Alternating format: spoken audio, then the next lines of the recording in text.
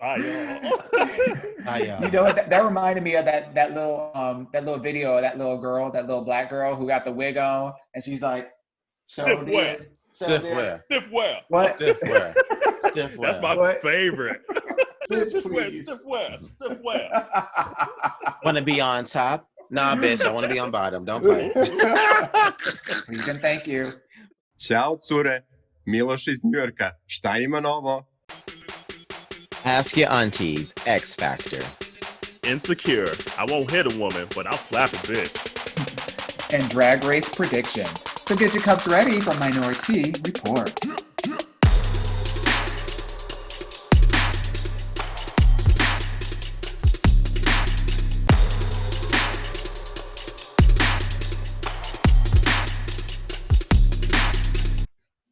Hey, community. Hey, y'all. Welcome How to y'all Minoritea doing? Report, bitch. We done Welcome had to an these- episode already. Look, Damn. welcome to these inches. Bundles. Look, okay. Bundles. Depends on how you taking us in. If you're listening Oh. if you're listening to the podcast, inches will just do it fine. Oh, okay. Look, If first you of all, watch it, then you know what we're talking about. Ain't no wrong with some Imagination inches. sets you free. Hell. And everyone that's watching on YouTube, hello, Yes. hello. Please be Hey, sure y'all. to subscribe below. Click the bell. We're trying to get our subscription numbers up, so help us out. Tell your friend, tell your mama, tell your daddy, your cousin, and all them. Happy Memorial Day. Thank you, vets, for Yes. fighting for us. And Yes, Yeah. thank you, Beth, so much. Absolutely. Thank you for You your know, service. I said last year it couldn't be me. no, it could be. Like- Clearly not us. We over here in our No. bundles and everything. Okay, look. According to Trump, they wouldn't let us in. So look. Look, when I was eligible, that was don't ask, don't tell. And I was Yeah. don't asking and don't telling in my own life. So I Oh, wasn't gonna okay, add right. on. I wasn't gonna add like running 5 miles with 10, 15 pounds of shit on my back to that mix. Ooh, that sounds like an IML night. But Oh, you know what? And it comes my all the way back condolences, to IML. right? And my condolences to those who are not experiencing Oh, IML man. this weekend. That's You right. know, like, Yeah. prayers out to Oh. you all. I hope you staying safe, And just look at They're this way. always At least pretty your hoe safe. will be extra bounced back for next year. Right. You're welcome. Right. You're welcome for that. And But hopefully you know you're not what? having your You own IML in your apartment or condo right now. COVID's still out there.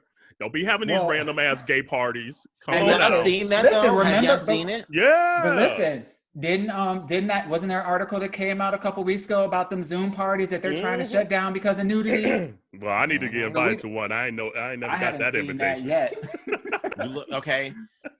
But the people that I've been we on keep Zoom it meetings with, classy. I don't need to see them naked. It's like friends and family. I'm like, oh. Right now, I don't need to see that, but these hidden be like- hidden Zoom parties though. At least That'd invite be me to like- one. I just want to see what it's like. That'd be like scrolling through like OnlyFans or like some kind of porn site, and then you run up on like a video of like a distant cousin that you know. Have you ever, like, I guess sidebar, have you ever run across someone you know on one of those? Yes. Same here.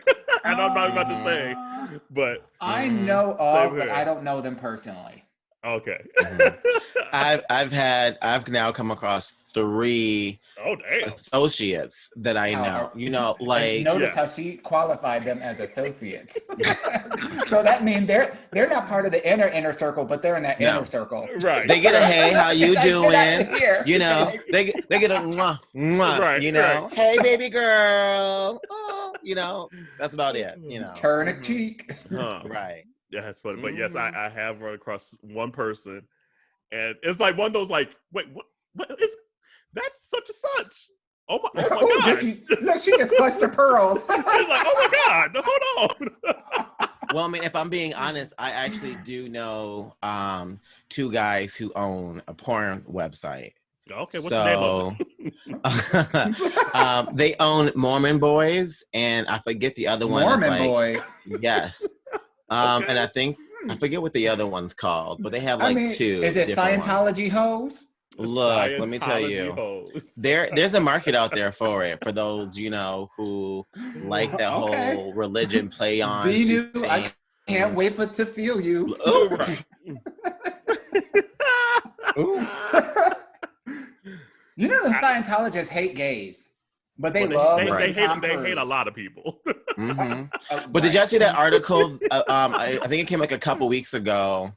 It was about like the most common thing searched right now on Pornhub was lesbian porn, and it was from the conservative states in the Of course South. it was. Really? Yeah. They're still looking at lesbian porn? But at the same That is time, so like 1992. but at the same time being very homophobic though, you know, being like, oh, gays can't do this, blah, blah, blah, blah, blah. But you looking at lesbian porn. Well, I'm not surprised. right. And Fuck outta it's here. the same states that they'll be watching all this gay porn too. So like, Right. Mm.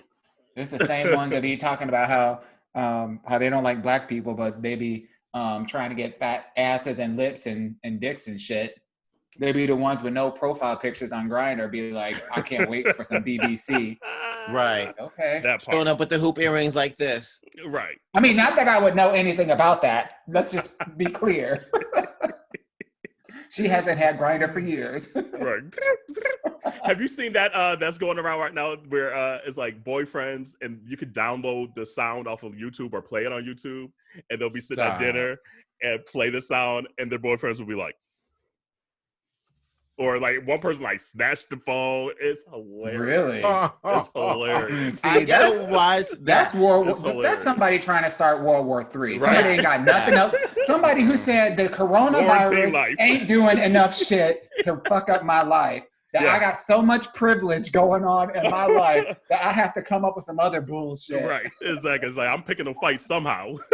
Mhm. It's hilarious though to see the reactions. And then like they finally realize what it is and they're like, oh bitch, you know. Mm-mm. Oh man. That's a fight I do no. not want to have. Mm-mm. Show don't got time for that. Mm-mm. Mm-mm. No, ma'am. Y'all look so pretty. Y'all do too. Y'all do. You know, that's Oh, our that we favorite cute. wig.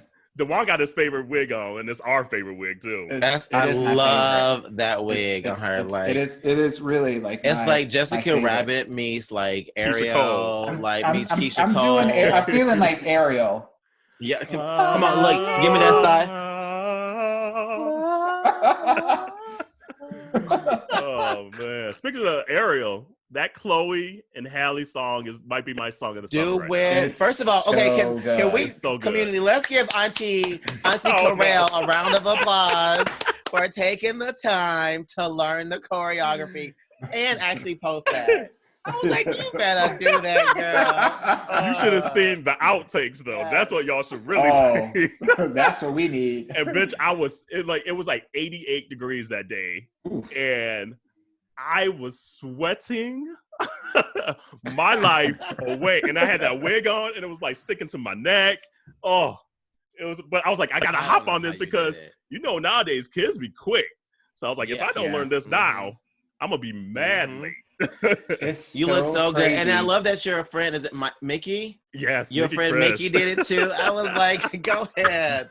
I was like, oh my That was god, that funny. was so cool. Because he was that song is a bop. That song is such a bop. Yeah. The It's a video is bop. hot. Like they really separate. Like you can see them coming into womanhood and being like, Yes. okay, we're not these little girls anymore. We're grown ass women with vocals. I love that they gave me like that '90s like Aaliyah TLC a Yup. little bit as a duo, but then Yup. gave you like that fresh like, it was It's cute, a bop. bitch. It's a bop.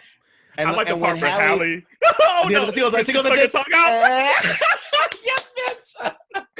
That was the part that I liked too. I was like, you know, she was having fun. She was feeling that part. She was like, She was feeling that. That's the I was like, universal I'm sign here. of having a good ass time. When that tongue It come out, really is. that's a universal sign of bitch. This is that shit. For us. Let's be clear. That's for true. us. That is true. For us. For us. Mhm. Right. Oh man, Girl, that's so it was true. so cute. It's so wild because like we'll go for walks. We'll go for walks around the neighborhood or whatever. And the streets are so desolate that all the kids are out doing their TikTok videos in the middle of the streets. I bet. Because they can get the whole street, they can get all that like background imagery and all that. Uh-huh. And it's so funny.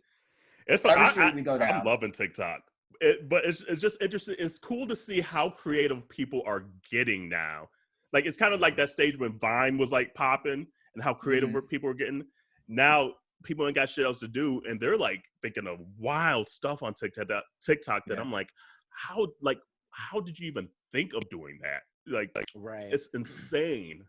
But hey, at least it keeps them out of trouble. A lot of the kids and everybody else, and they mamas and mamas and baby mamas. But, I'm sorry, yeah, Miss Jackson. I did that one. I did the stank walk one. I had to stick up for our gays. Yeah. Look, I'm still working up the courage to do cool off. Like, I feel that I've gained some quarantine pounds, and I'm not ready to do the cool off one. But I still want to learn it. I may be 8 months after this challenge, but she gonna still do it. If you do it, I'll do it. Okay. I won't, because she will break. She bowed out gracefully, real quick. She will break an ankle. I'm not trying to mess with the hospital. Right. The arm when they go like this. Pass. Cool off. Cool off is something. Oh, man. I'll sit in the chair and do this. I'll do that part. Oh man, and I know I follow Sean Bankhead, the choreographer who did that routine, and he's been doing a lot of routines on IG, like teaching. He taught the "She's a Bitch" from Missy's Hip Hop Honors. He taught that one live. Oh, really? He taught something else live. I forget which one. He didn't do Cool Off live, but it's just been cool to see a lot of these choreographers. Like right now, Brian Friedman, who did like the "I'm a Slave for You." He used to be like Janet's backup dancer years ago and stuff. It's cool to see like them talk about the routines that everybody knows or at least admires, and then taking the time to teach it because there ain't nothing else to do, and then it keeps them relevant. You know, that would actually be a really dope documentary series. Mm-hmm. You know, like to just interview the choreographers that have been the behind the scenes people for some of these iconic, you know, like performances. And they're kind of doing it. I think that would be real, just to like understand like what were their influences, you know, what things that they struggle with, how did they change it up to suit the style and the artists that they're working with, how did they interpret it, would they do anything different? Like that would be really dope. Well, Jaquel Knight, the Beyonce's choreographer, he has a dance relief fund that now what they're doing, kind of like the verses that Timbaland and Swiss Beats do for like music. They're doing almost like a versus version on choreographers. So he did Jaquel Knight versus another girl who kind of like did choreographer for like J-Lo and things. She just did like the Super Bowl. Is that the one that we were watching, Kerel, that we text? Yes. Yes. Okay. Yeah, because I think she choreographed for like for Sam Smith too. And Sam Smith, yep. Yeah. And then same guy, Sean Bankhead, just did one against another gal. I forget her name right now. So they're kind of like you're saying, kind of giving that behind the scenes. So the premise is like they pick 3 of the videos that they're proud of. They pick 3 live performances that they're proud of, and then they have 2 rounds of just like wild cards, either a live performance or whatever it may be, and they play it and kind of give that behind the scenes detail and who inspired them or who didn't inspire them or whatever it may be. It's been cool, and the whole time they're raising money for the dance community because they're not working right now, a lot of them, and absolutely they're not making that much to begin with, even though they're dancing with the Beyoncés and Jennifer Lopez and stuff. They're still just getting by to survive. You know, like watching those videos, I'm not a cardio girl. She don't run nothing but this mouth, okay? That's the only thing you're gonna see running from her, okay? And she makes change with her butt cheeks. We learned that part. Look, and she's a bank teller, okay? So don't worry. But like watching those videos, it like encourages me to like get like to start doing more cardio. You know, like I want to start dancing more because that's something that I used to love doing a lot, is like watching the music videos from like the 90s, like the Janet Jackson videos, and like learning everything. You know, like I remember like I want to say I was like 10 when I finally learned the Rhythm Nation dance, you know, like the Rhythm Nation choreography. And I was just like, oh my gosh, I know the whole thing. And I literally like got my family together and I performed like in front of them the whole thing. And I don't know, like I like now as an adult, like I find myself looking at like what are some of those little things that I don't give enough, you know, time to that actually brings me quite a bit of joy. Yeah. And that's one of those things. Like, and at the same time, you're burning calories, you're exercising, you're working out, you know, like it really benefits you. And I want to start doing that more. There's actually a really cool dance studio called Velocity in Seattle that I went to. And they do like an intermediate one like every Tuesday and Saturday, and it's a lot of fun. So Yeah. I'm like, that's gonna be my thing once things open back up. Like I want to start dancing. I just don't like doing it by myself. I don't like looking like that crazy person in their home. Like I was that crazy person. And Corey like came home from work and he's like, "What are you doing?" I'm like, "Don't worry about it. Don't worry about it." Because like I had like the stool chair outside. I had like books stacked up so I could get the angle right. But like, similar to you, I was like, "Wow, this is something that I either used to do or I don't mind being silly. mm-hmm. I don't mind putting myself out there, but it was something that I hadn't done in a while." And I was like, yeah. I was like, "Hey, this is fun. It's something to do. I ain't got shit else to do on this Sunday right now." Mm-hmm. It's fun. It was cute to learn it. And then it helped Minority Report out. It helped like the numbers for that because like almost 2,000 people viewed it. I was like, "Oh shit, that's all." Yeah, bitch, they saw you. They saw you, bitch. You did that. I was Bitch, like, you "That's did all I that." gotta do is be silly." So it's the same with you. I was just like, "Wow, I have not done this in forever." And I was like, and it was simple enough that I was like, "Okay, I think I could get this routine fairly quickly." You know, Some of them I'm like, "Ooh," like the cool off. That cool off. That's gonna take me a minute. That's gonna take. That's Gonna be a minute. Because like it's simple enough, but it's the cardio of it. It's a lot. Right. You got to make sure your heart can handle it. Bitch. You ain't lying. That's the kind of dance moves that you end up getting that hurt right in your your side. obliques. Yeah. It really is. How have I not used that muscle in like years? Okay. Look, you leave the dance floor like this. Right. And don't be wearing a silk shirt. Right. That Okay. thing will be sweated through.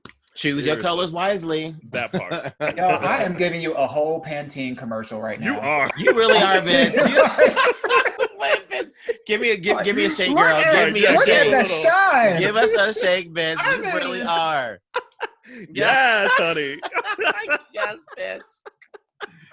Bitch, she got that shit. Community, you guys got to watch this on YouTube. This episode you have to watch on YouTube.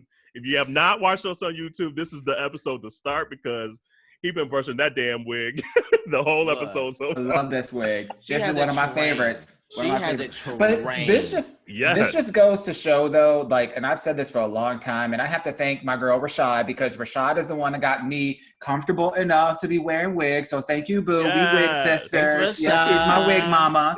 She's my wig mama. But if you put on a wig to do anything, it's extra. It's a different energy. It really is. It really is. Oh, you just end up playing with it and just touching it. And it's true. I know, like when Dawon texted us today, he was like, "Should we do a wig episode? It's been a minute."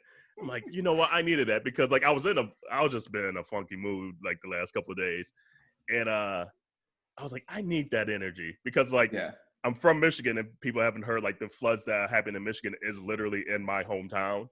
Yeah. So I was like hearing that yesterday and today, I was just in a funky ass mood. But then he's like, wig situation. I'm like, you know what? That's what my spirit needs. Gotta do it now. We had a work happy hour last month. And I actually went to the work happy hour on house party in my wigs. Yeah. And they were like, okay. Yes. I was like, you know what? Let me tell y'all. This is a happy hour. We are clocked out right now. There we go. You about to get all of it. And guess who they put in charge of the next happy hour this Friday? Sure did. They knew. I had everybody drink. I had everyone drunk afterwards. Look, I'm ready. Look. Too funny. But this is like when we had our wig party and happy hour. I was pleasantly surprised with how many people. I think there was like maybe only 2 or 3 people that showed up out of maybe wigs. 40 people that came and went in between. You know, the Justin.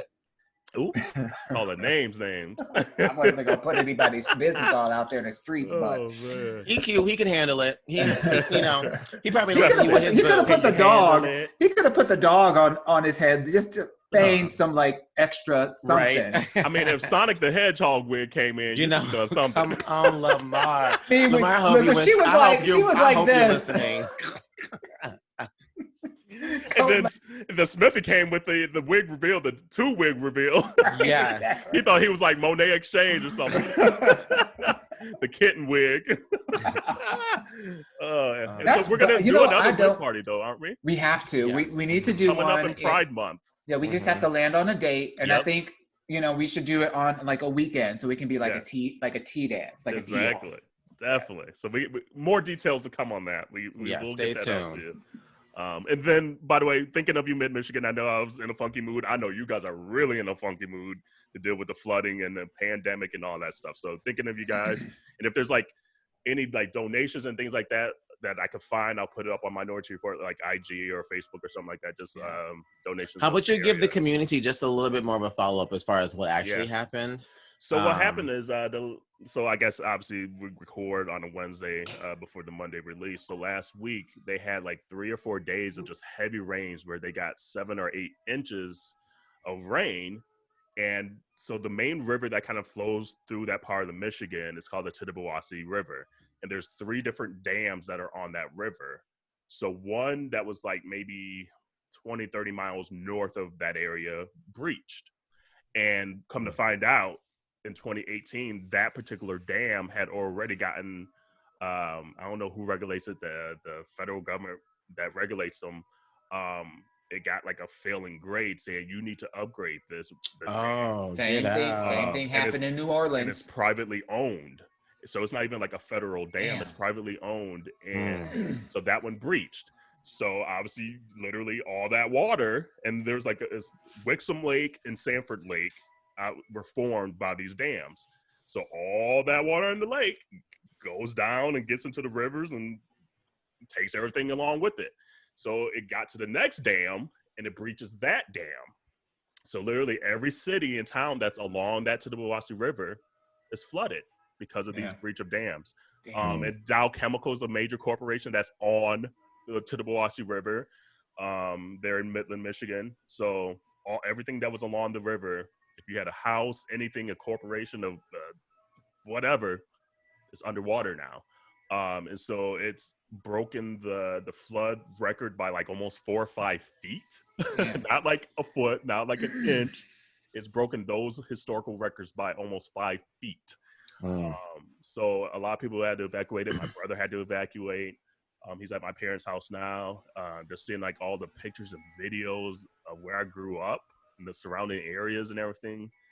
It's crazy. It's sad. It's and it's a lot. We know Michigan ain't shit for like, taking care of this kind of stuff because people in Flint are still drinking brown water. Right. And Absolutely. then like so right now the governor is kind of in this crazy spot because the whole state's kind of with the pandemic going against her, saying we want to do what we want to do, blah, blah, blah, blah, on the Capitol steps.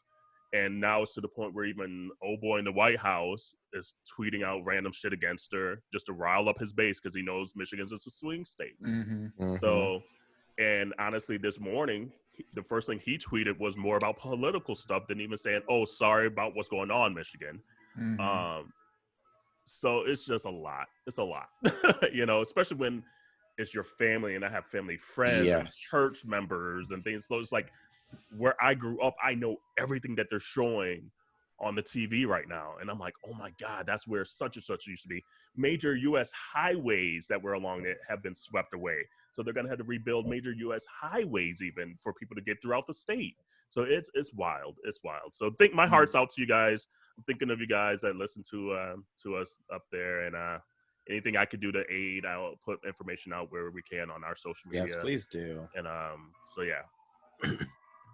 So sorry, before we get too far into the episode, I want to say thank you, Milos, for that intro. Yes, giving us a little Serbian flavor. Thank you, boo. He sounded cute with that native tongue. Okay. Now, Milos. So Milos and I have known each other for 20 years. We met in New York City at Pride at like a circuit party, and met on the dance floor. Okay, tell some met stories. On the dance. Yeah, she got listen. Girl, look. She has heard a few. She might be Auntie Chardonnay right now, honey, in her 40s, but she is no stranger to that life. Stories. She said the circuit party. Look, she told me a couple. She told me a couple, and I sat there like both Fizz and I were like, "It's like, ooh, you were there? Y'all were out how late? That is true. She did. So what was that? What episode was it? She's talking about someone took like a dump on the floor or something. She was there for that. Milos was there for that. That was one of the stories. Yes. He was there. He was like, why are you going? I said, somebody took a shit on the floor. I can't take it. I'm going home. I forget what episode that was, but I was like, oh, okay then. Yeah. And Milos, you still owe Milos Fizz and I a night out when we come back. Y'all owe us a night out because y'all got tired on us. But you know what? And all the times I've been in New forget. York and saw Dawon, how have I not seen Milos? Who was this Milos character? Come I on know. now. Well, remember when we let's see, when we first moved here, you were here like that very first week. I think you stayed with us like I was the there like second I think day. like that first or second day or something. The first or second day. Uh-huh. And then when you guys came back for Pride, was it Pride? Yeah, I feel like I No, came it like wasn't another Pride. time, and then World Pride last year. I'm trying to remember when you were at our new apartment here. World It was Pride. when Issa was World here. Pride. Yeah, World So Pride. it was World Pride, yeah. So a year ago, yeah. They where did they go?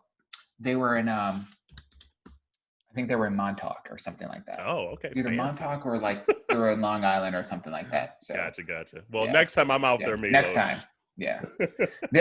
Milos and Ugo, so they're partners, and like I said, I've known them for like years. They live literally 2 blocks away. Okay. So they are the only people that Adam and I have spent any time with. They'll come over, we'll go over there, but you know, like after 8 weeks of being on quarantine, if we were going to get something, we would have got it by now. So we feel pretty good about that. Be careful. My brother it's- just actually tested positive for COVID-19 2 days ago. Yeah. Oh, wow. Yeah, my little brother. And it's crazy because my stepmom like sent me this blanket ass like text via Facebook Messenger, okay? And was like, your brother got COVID. Call him right away. And I was like, Lord. oh shit, what's going on? Mhm. And then I ended up taking some allergy medicine and I took a fucking nap. Oh, Lord. And so I was like, by the time I woke up, it was like too late to call him. Aw. So then I called my sister first thing in the morning and she was like, he fine. He okay, because they live together. Okay. And they fine. Mom was just tripping. Like, Is he asymptomatic or is the symptoms just not as bad for him? So the symptoms are not as bad. He Okay. is a little. Well, he that's is a little good. sick. He is a little Yeah. sick, but I mean, he's just more tired and sleeping it off than versus having the full on blown Right. out Mm. respiratory issues, Yeah. et cetera, and everything else that comes with it. So, you know, it's one of those things where like it's all about monitoring the symptoms at this point, Right. and just hoping for the best. But when I tell y'all, like when I got that message yesterday while working, I was in a meeting and I was like, fuck. Made your heart skip a beat. Like, probably. Yeah, it for really sure. did. Yeah. Like Yeah. it really did, you know? Yeah.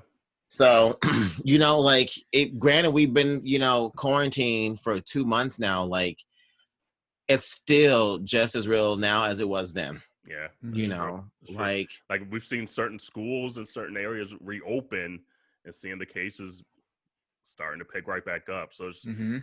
keep washing your, what we say, wash your Wash your hands, wash hands, your wash your legs, ass. wash wash your your legs, ass. wash your ass, for real. Seriously, and keep For that hand real. sanitizer on you. Like, be diligent.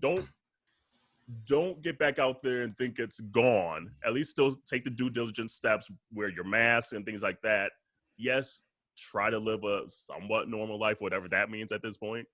But like Jerrell said, it's still out there, bitch. But you know And what even cracks Dr. me up? Fauci said, even Dr. Fauci said that, listen, it's not about eradicating this virus. It's Right. about having a manageable level Yeah. of this virus, which also indicates that there is an acceptable level of death that comes along with what's manageable Yeah. in the United Yeah. Right. States. So Mhm. that this thing is Yeah. not going to be going away anytime No, soon. no time Right. soon. Anytime soon. But the thing that's really giving me a kicker right now is the amount of people who are throwing these parties in their homes. That's Now, let me tell you. So I know my Minneapolis people listening to this right now, and I'm calling y'all out Call right them all now. out. Because I Okay? saw pictures. And I of a ain't couple gonna say no names, but y'all know exactly who the fuck y'all is, and I love y'all to death.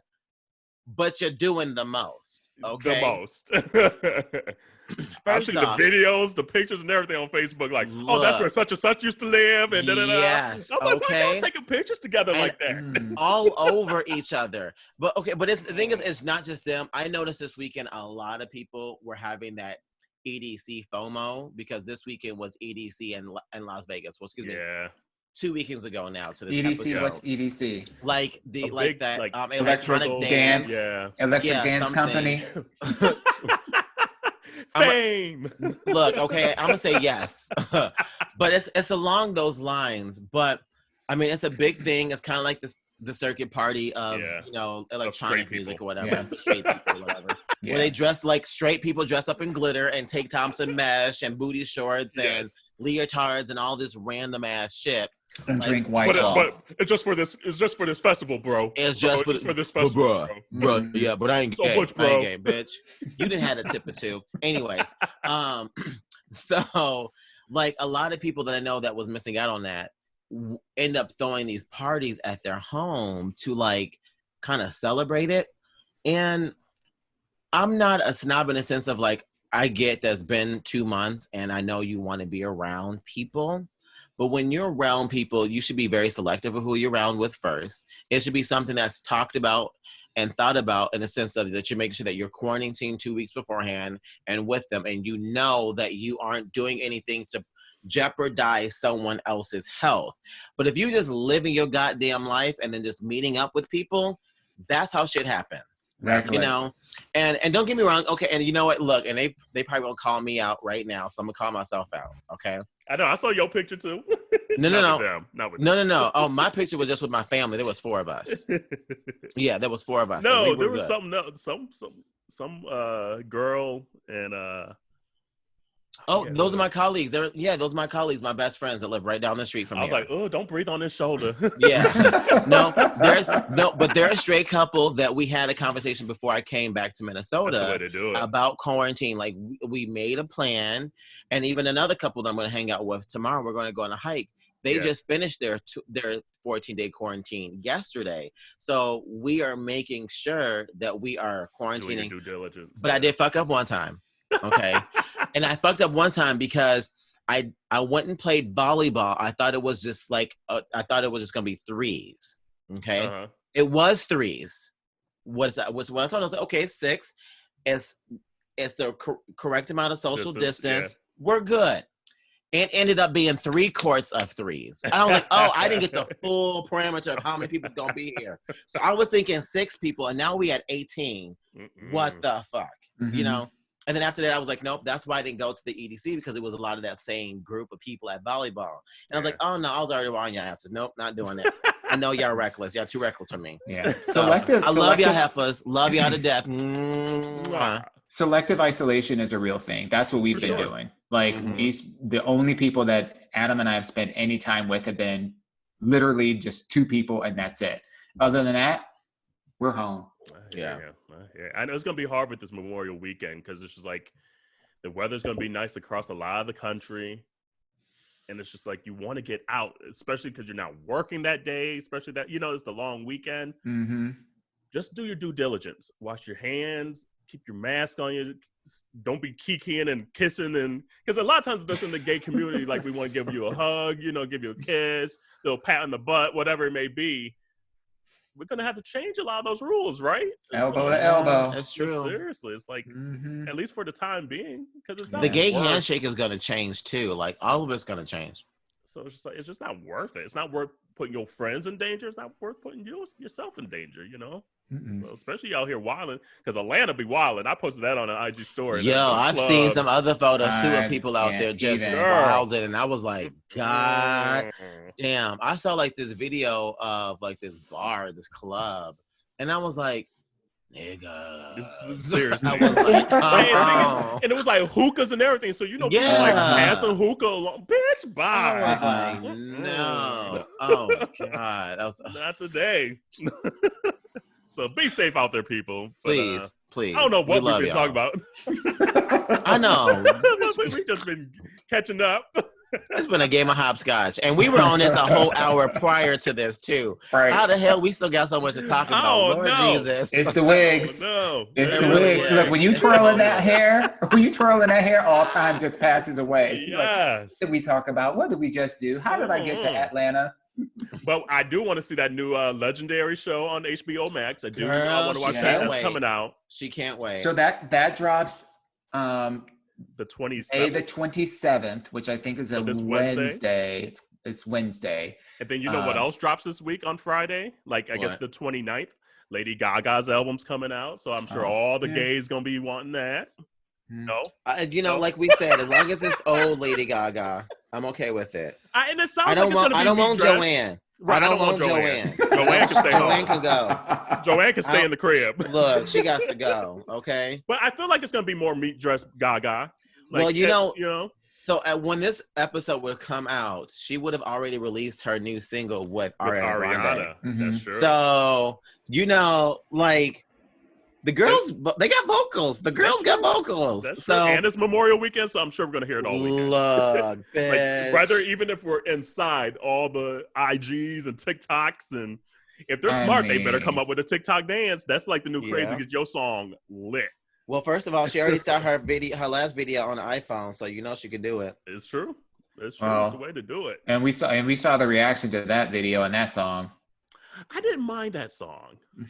I mean, not minding something is like getting a paper cut. I didn't mind that paper cut, but it didn't hurt me. I didn't like it. You know, like, because there was a song that came out recently by someone that I was like, oh, I don't like that. I forget who it is. See, I don't forgot who it was. Anyway, so at least the Lady Gaga song, I played it a few times, but I think what happened with that song is she released it, and then like 2 weeks later, it was COVID. No, see what happened. No, what happened was what happened was it leaked. Exactly. Remember, it leaked before. Right. Yeah. So that's why it never really just took off. And it wasn't that good of a song. I mean, it was better than the Joanne stuff. Well, it was much better than the Joanne stuff. Giving me a million reasons. Give me a million reasons. No, stop, girl. Stop. No. I know there's probably a good 50 people that just said I'm fast forward through this whole conversation because I'm not trying to hear Gaga bashing. And don't get me wrong. I don't want to bash too much because the album was dedicated to her grandmother. So you know, like she did something that meant it still gotta be good. To or her dad's sister or something. Wasn't it her dad's sister? Somebody. No, you're right. It was her dad's. It was her dad's. Was it her grandma's sister? Somebody. It was someone. Yeah, it was her grandma. I don't care. But regardless, and she still have to relate a certain amount to the people. Yeah, that one. I just feel like she. I don't want to say that she needs to pick a lane because I firmly don't believe that people have to like do just one thing. But like I do think that creatively, like granted, I know that she can't right now be doing like the acting or whatever because that's just not how things are working right now. But I don't know. I feel like her music days are done. You know, I'm not gonna bash her. I feel like she's chasing a dragon. She's the number one celebrity that has raised the most money towards COVID. So I'm not gonna knock her too much because she put her own pocketbook to the side and she's been going to these rich people being like, cut that check, let's get this money, let's get back. Cut that check. You know, like she's. She did what Rihanna said, and she said, "Tell y'all people to pull up." And so she sure did. That is true. She sure did. So you know, I'm gonna give her a very fair chance because she's a true humanitarian. But she, like, you're right. It don't got nothing to do with music. It has everything to do with her as a person. While I'm giving her music, she's lovely. So we're giving her the benefit of the doubt. Isn't she lovely? We're giving her the benefit of the doubt. That's Isn't she right? That's what I'm gonna do. I'm doing it. But you know, it's hard. It's hard. Like, I mean, Gaga in gay years, though, we do this to every like pop queen, pretty much. Except like Beyonce. Beyonce's the one that's hanging on for dear life because usually in gay years, Gaga's in like 50 years in gay years. Yeah, true.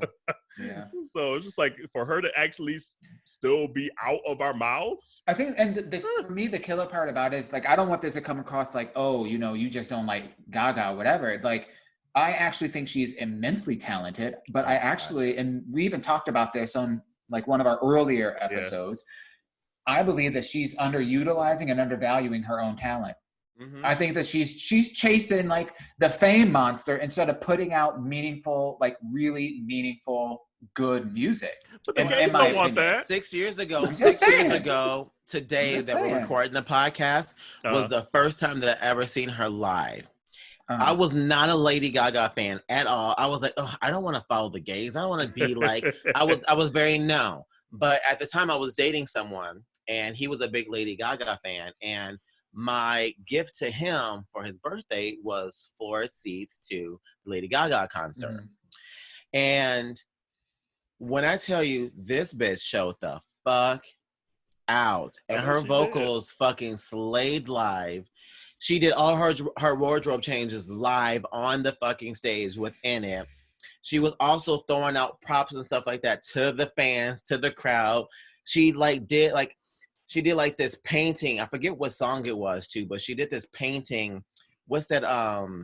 Paparazzi. What's the paparazzi? She did like this little neon painting on this canvas, and then she threw it in the crowd. This bitch did her little volleyball, like little fucking block, jumped over these little 16-year-old girls, smashed that shit. Bitch, I left here with like, bitch, let me tell you. And you didn't even want to go. And I didn't want to go, and I didn't even like her. And you got your entire she turned life. me out. She turned me all the way the fuck out, okay, bitch? I saw Gaga. Well, first of all, I used to live, when I moved to Chicago, I lived in the Aqua Building, and at that point in time, she was dating Taylor Kinney, who lived 3 floors below me. Oh, that's the guy from Chicago.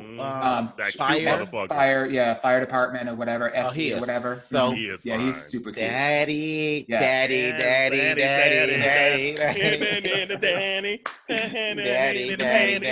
So I would like see her all the time, like in the elevators, at the Mariano supermarket, like walking around, whatever. But it wasn't until we had moved away from Chicago and we came back for Adam's best friend Tyler. Hey Tyler, for his birthday. So we got Tyler floor tickets for the Lady Gaga concert at what's that stadium? Soldier Field. Wrigley Field. Wrigley Field. Mm-hmm. And believe it or not, that was like Tyler's first concert ever in life. He had never, like, he's like a theater, like, he's always performing, he's doing drag, but he had never been to any concert ever in his life. So this was his first concert. That's great. That is good. I don't remember this concert. It was forgettable for me. They had fun. They had a blast, but I was just like... She was stroking her hair like Jane or Marsha. Right. Look, it's just like she was like, but I got Madonna. Look, okay, right, like you know, look. I was listening. I had my buds in. I was listening to Beyonce. Oh, girl. No, I'm playing. I wasn't being that shady. She said, "I said." I mean, I can certainly appreciate the talent that she has, but I don't know. I feel like once you do something, like going back to the whole like monster thing, it's kind of like, well, as Madonna would say, reductive. Oh wait, we don't want to bring Madonna up though. Girl, that's a whole nother thing. That's a whole nother thing. And we over here, before we got on the episode, Dawon and I were upset because we finally got our postponement of the Janet tour. Today. Like, and that shit better was late than never. And that thing is supposed to start like tomorrow. Right. Because your tickets were in June. I think ours are in July. I'm just happy because this means that a bitch has chance to go buy some tickets from someone else who can't go to the rescheduled, show. So a bitch still got a chance. Still show up, okay? I wouldn't be surprised if this gets postponed to like early next year, like February, March of next year or something like that. Which I'm not mad at it. Huh? Ain't nobody performing this year. Hell to the no. But can you guys imagine how... I don't think there's going to be any concerts or any even like live sporting events until there's a cure. Until there's a cure or like a return to health protocol that guarantees people are going to get better. Because how can you have that many people together like that? Yeah, like, you just can't. Have like 20,000 people? You just can't. It's literally impossible. It's literally impossible. And that's why when people are like, oh, well, when did it change from flattening a curve to finding a cure? Well, it changed between the two because now so much of everyday life from before revolves around having a fucking cure. Yeah, absolutely. So when people are like, why do they change the narrative? Well, to go to work, it's about flattening the curve, but to live your life that you've been living before, that you love so much, to go to a fucking Capitol with your automatic fucking fucking weapons, like you need a fucking cure to get back to your regular fucking life.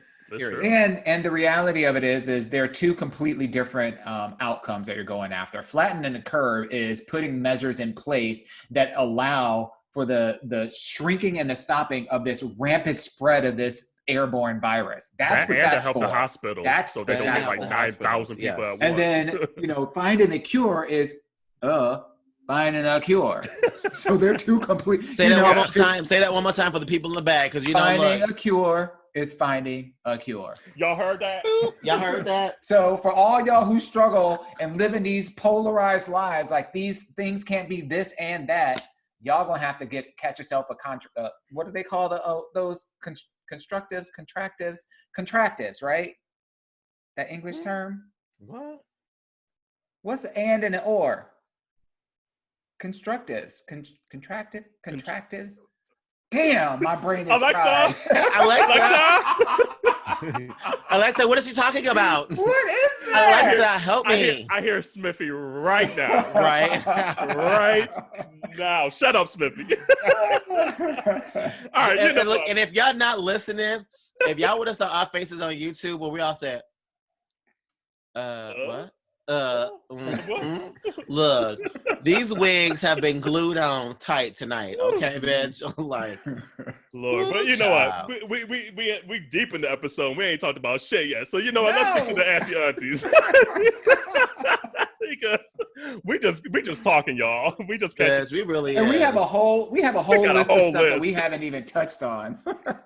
So have it. So I guess what time is it? So we can actually give them something constructive. Ask your aunties. Gotta flip the wig a little bit. Yeah. You gotta let all them locks flow. All right, who has it this week? It's a good one too.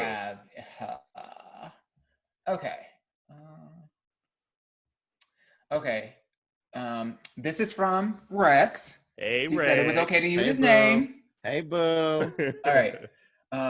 I was with my ex for 8 years. We had a contentious breakup in 2006, but a multitude of tragic circumstances brought us back together as friends for some much needed support. We are best friends now. We share social groups, dogs, our families are close. We're both in new relationships, and I legit adore his new boyfriend. My boyfriend, however, is begrudgingly polite about the situation, but I can tell that he'd rather the ex not be in the picture. I assume he's sincere about something. I assume he's insecure about something, or maybe he doesn't like the optics, or maybe his friends are in his ear telling him that this is inappropriate, and maybe this and maybe that. How do I handle this situation correctly?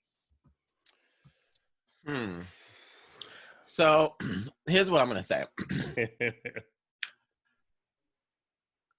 It's not okay for your new person to dictate or assume or place any type of their own personal biases or personal experiences from their past on your current situation.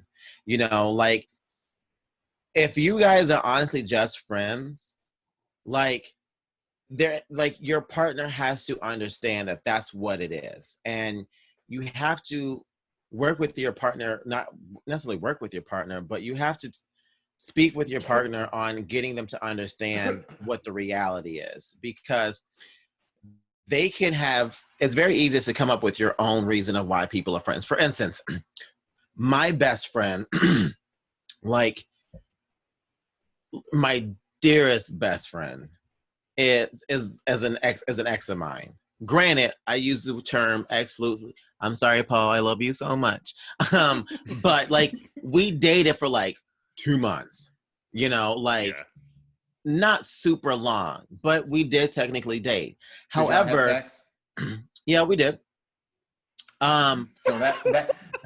So that 90-day rule must not have come in until after that. First of all, she was 21 years old. Okay, she was doing the most at 21 years old. Okay, apparently. Look.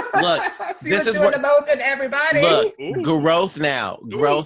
Okay, she was fast, but she just slowed the hell down. Okay, that's what them earrings say. Look, okay. Let me see them earrings, girl. Look,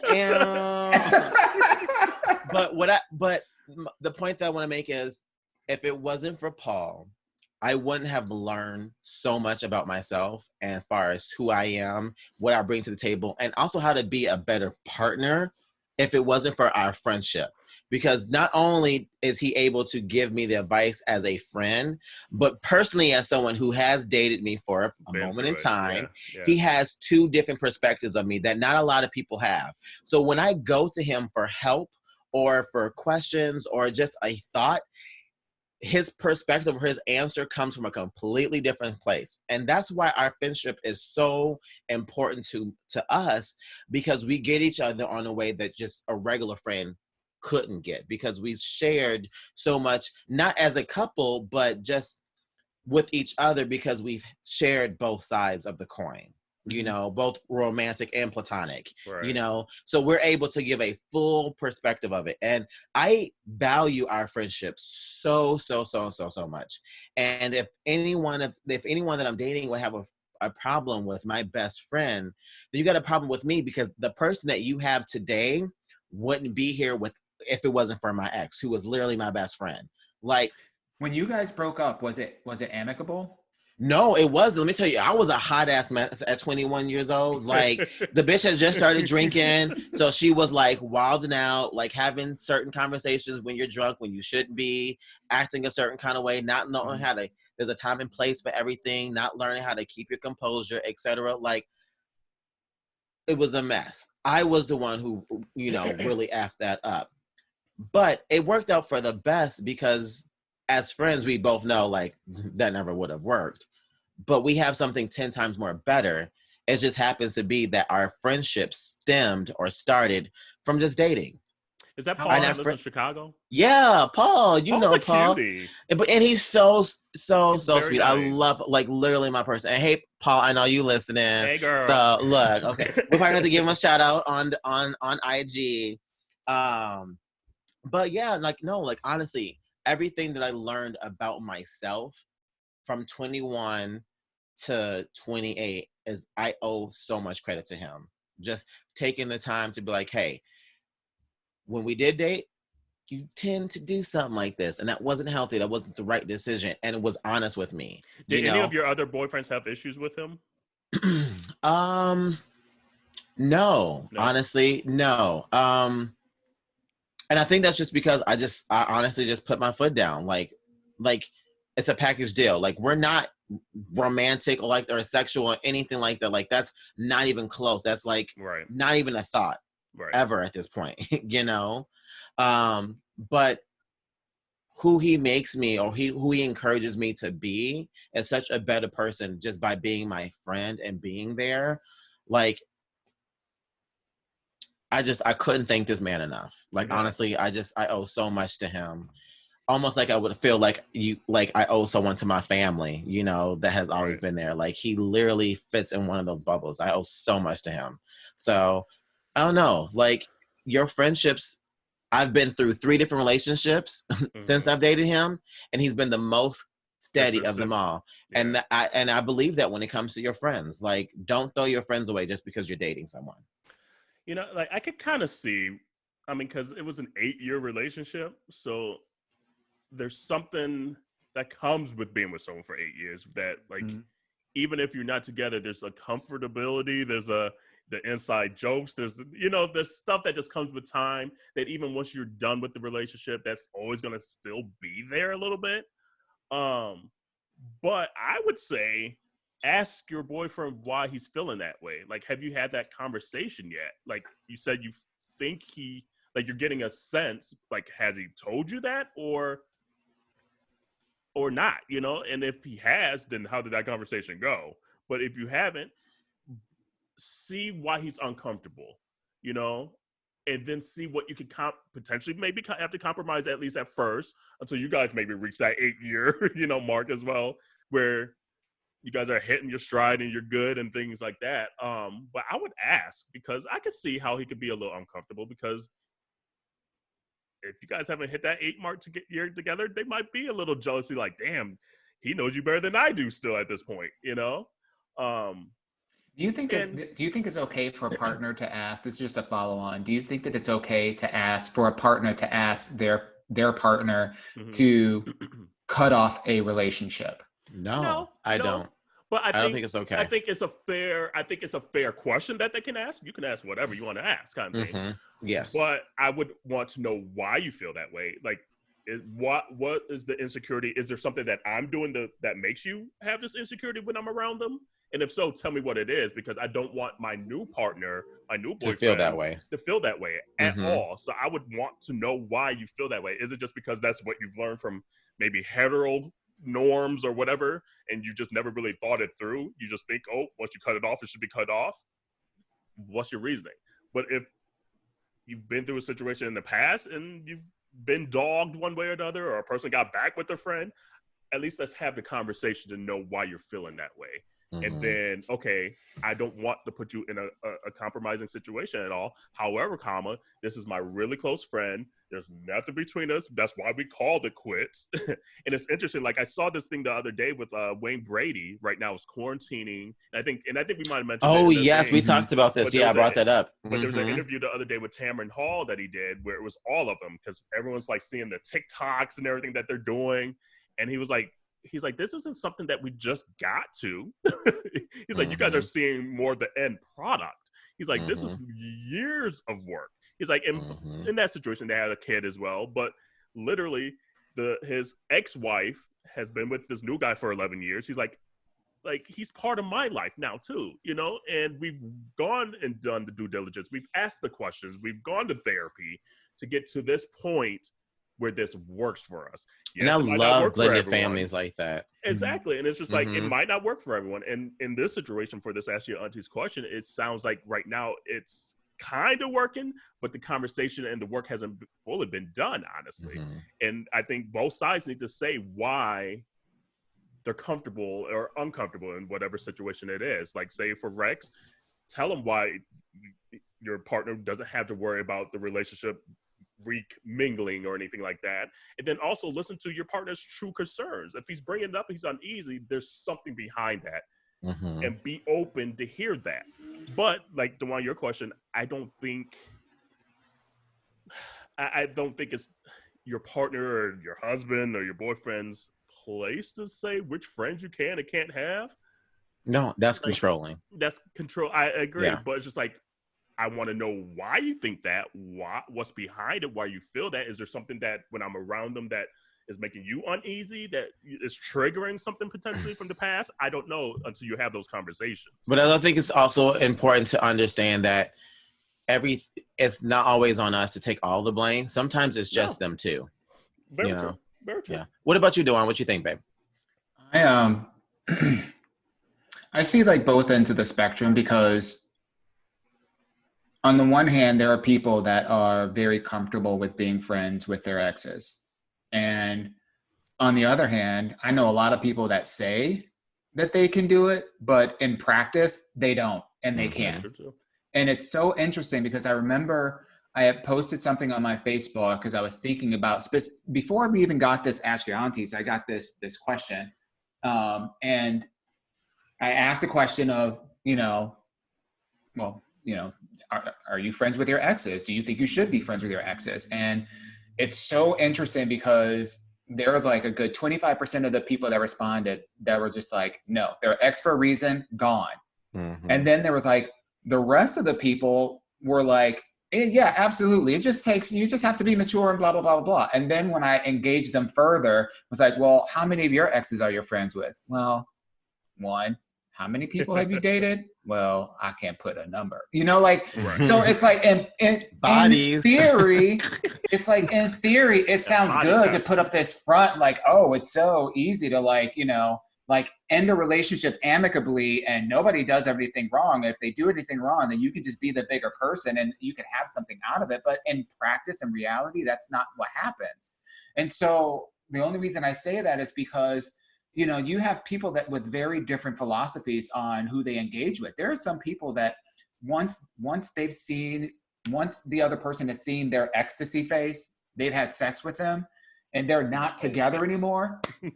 They don't want to be around them, and they can't even fathom how anyone else could have those people around them unless, in their mind, unless there is some unrequited, untapped sexual or emotional connection that they still share that will end up bubbling up. So I can understand like that.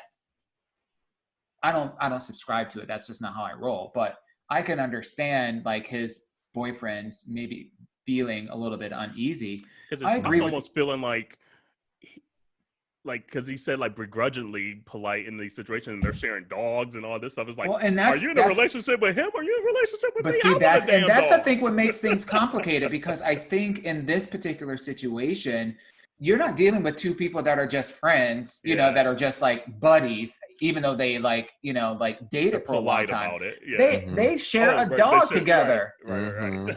They like, you know what I mean? They share custody of an animal, from what I'm gathering from the it's kind of like a package deal. It's a package deal, and you know, in a way. I don't know, like for me personally, like my parents got divorced when I was very young. And so all of my siblings are half siblings at this point. However, by the time my mother was married a second time,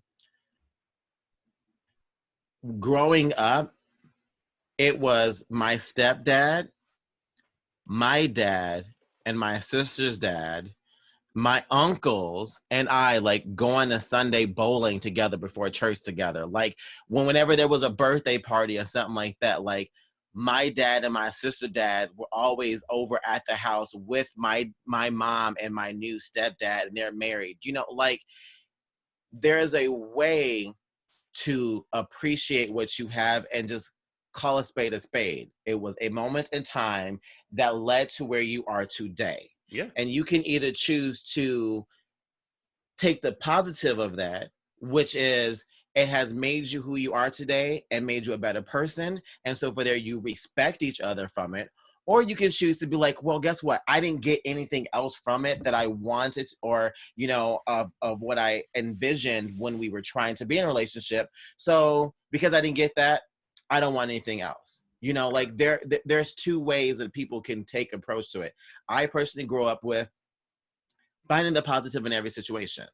And so for me, if someone breaks up with me, I don't tend to come to a sense of being mad or angry or have hatred towards them.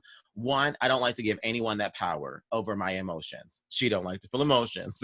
So if I'm angry or mad or resentment towards them, that's me giving them a piece of me that they have control over. So I've always been open to being like, you know what? I learned this from this relationship. This has taught me this. I appreciate and I'm thankful for that, from you of that. And that is where I try to stem or make a relationship or, a friendship from there.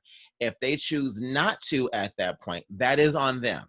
But it always takes two to tango, and both people need to be on the same page, understanding that this isn't something about romance. This is an appreciation of where you've came from that's led to today, and hopefully having something better to go forward to. The boyfriend just don't want to hear Rex singing that Lauryn Hill X Factor. Look, that's what this is. Could all be so simple. Right. Care for me. I do think like I do think that there's just another take on this, which is, you know, Rex, this might not be something that you have to own. Yeah. Like it is okay for your boyfriend, your partner right now, not to like really like somebody. Yes, absolutely. You know what I mean? Like it's okay. And it doesn't mean that, and I just preface this by saying that it might, as long as that doesn't cause conflict, you know, within the relationship, because if the reason you're asking the question is because it is causing conflict, that's one thing. And that's where I feel like we need to go the route of let's just have an honest conversation and figure out where the boundaries are, and you have to figure out what the next steps look like.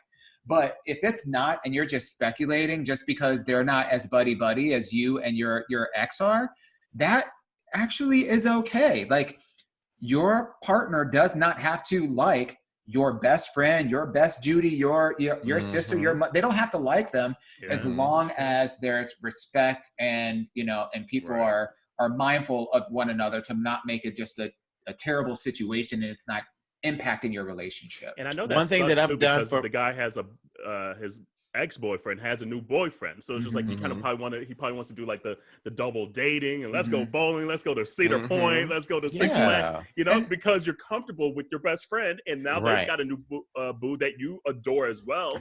hey, I got a new partner as well. Like, let's be buddy. Let's hang out. Because, like, especially when you're in a couple, a lot of times it's more fun and easier just to do things when there's another couple involved, 100%. you know?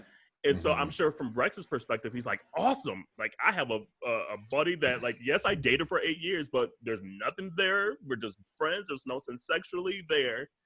And he has a new partner. Awesome. Let's go do some shit. Let's go to dinner. Let's double date, you know? And so I'm sure that's where he's probably coming from.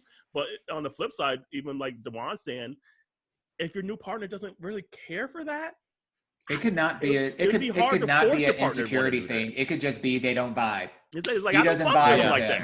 And it could just be that. And that's okay. That's okay because and you're gonna have to be okay that it's okay for him too. And so that might be something, Rex, you might have to get over that is bothering you. Or to at least think about, because if you have the conversation, he's saying, hey, I just don't care for him. You're gonna have to move past it. But one thing that I will say, say though, however, and it's something that I had to learn, especially in the last relationship, is sometimes your partner could also be jealous because there are moments that you may share with your best friend that they feel that you should be sharing with them first. I get that. And so I would also, and that's what I think Dawon is onto something about asking why they feel that way, because if that's the case, it's not about picking and choosing, it's about the approach. Sometimes it could be like, okay, well, let me go to my partner first and let him know that he matters just as much as my best friend, and not excluding him as if he's second fiddle to your ex. Okay. And so sometimes you might just need to pick and choose, like, okay, certain things I need to make a priority to go to my partner first before going to my best friend / ex, to make sure you draw that line as far as who is more important. And it's not necessarily who's more important, but just making sure both parties feel important. And is that, because I get that, because I feel jealous of Corey's best friend and she's a female. I'm like, how she know before I knew? Like, right, exactly. And that could be right, and that can be something that's really driving, something that the insecurity or the longing of being connected the same way. Right. Yes. Yeah. And then don't be afraid to explain that those are two different, parts of love.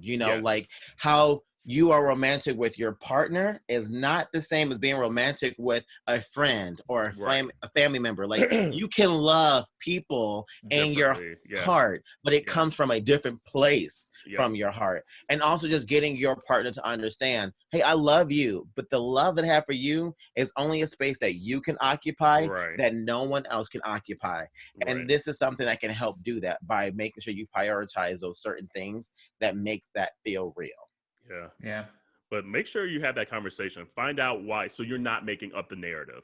Yeah. Like if it's not really an insecurity and you're saying it is, now you're making up an insecurity or a narrative that's honestly not even there. So I would say make sure you have that conversation and not in a way where you're like drilling in something that's not really there. Like be open to hearing why, if he is insecure, why he has that insecurity. Be sensitive to that insecurity, because at the end of the day, honestly, your partner should be the number one person on the list right now then, because if he truly has this insecurity that's going to cause angst and things like that within the relationship, you might have to fall back a little bit from your best friend. It sucks to say that, but you're choosing to be with your partner. I've honestly had to do that, and it was one of those things where I felt like I shouldn't have, but sometimes in a relationship you have to compromise, and part of the compromise is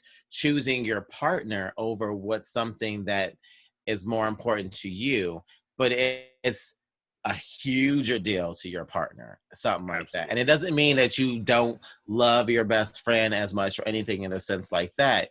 You just have to create that space specifically for your partner. And probably have to explain that to your best friend as well, so that doesn't go sour in there and they that it's not that I don't care. Yes, exactly. You're gonna have to have two conversations. You really are. You actually are. You really are. And let us know how it goes. We want to know the follow-up to this, too. Right. Yes. Be sure to go out and get some French fries and make sure they're hot before you have this conversation. Yeah, sure. Get their favorite food, their favorite ice cream. Exactly.